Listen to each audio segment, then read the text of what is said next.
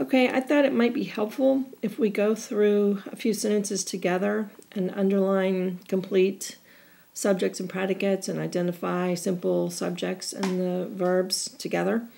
So you'll have to bear with me. I'm a little rusty using this app, so whenever it's time to change a slide, I'll just tell you to go ahead and change, and you can do that now. Okay, the first sentence is, my family took a camping trip and explored misty mountains and shady green forests. Okay, so first I want to know what is the action in the sentence. I can see that somebody took something, so I'm going to put, a V above took. That's one of the verbs. And then someone did something else. Someone explored. Okay, so then I ask, okay, who took and who explored?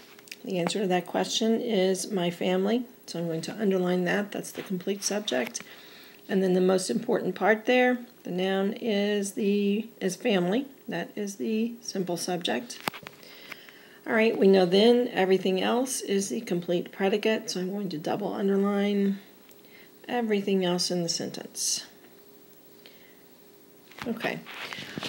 So basically that's it. We've identified the complete subject, the complete predicate. We've identified the simple subject and the simple predicate, which is also a compound predicate or compound verb. Okay, so you can move on to the next slide. All right, our next sentence, we arrived at our destination before late afternoon. Okay, what happened in this sentence? What is the action? All right, we can see that someone arrived. So that's our simple predicate. So I'm going to write V for verb above that. Who arrived somewhere? We arrived. So that's the complete subject. And in this case, since it's the only word in the complete subject, it is also the simple subject. So I'm going to put an SS above that. Everything else other than the complete subject is the complete predicate. So we're double underlining the complete predicate. And we've already identified the simple predicate or the verb, which is arrived. So we are finished with that sentence. Okay, move on to the next slide. Okay, the flat area beside the stream provided a perfect location for our tents. Okay, in this sentence, again, looking for the action, we can see that something provided, so that is the action, so I'm going to write a verb above provided. And then what provided? The flat area beside the stream provided. So I'm going to underline that whole thing. And then what is the main thing that it says provided? It is the area. So I'm going to put an SS above area. It's not the stream because it doesn't say that the stream provided a perfect location for our tents. It says that the flat area, which is beside the stream, provided the perfect location. So area is the simple subject. Okay, everything else is the complete predicate. And we've already identified the verb, so we are, again, finished with that sentence. All right, next slide. Okay, the next sentence, have you seen a black bear before? All right, as you may recall, I have said before that when you have a question, if you will turn it into a statement, it's easier to take the sentence apart and analyze it. So in this case, we're going to say, you have seen a black bear before.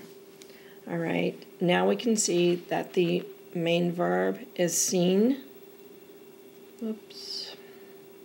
Okay, and then we also have a helping verb here, have seen. So I'm going to write a V there. I'm just going to draw an arrow just to make it clear that that is helping the verb seen.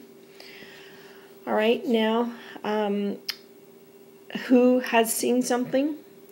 The answer to that question is you. So that is our complete subject. Since it's the only word in the complete subject, it is also the simple subject. Okay? Now everything else that's left is the complete predicate.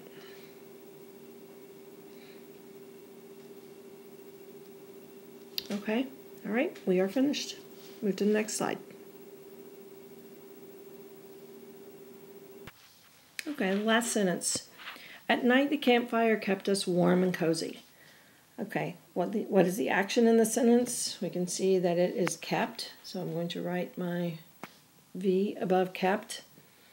All right, what kept? The campfire kept.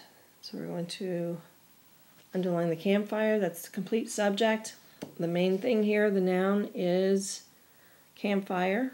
So I'm going to write an SS above campfire. Okay.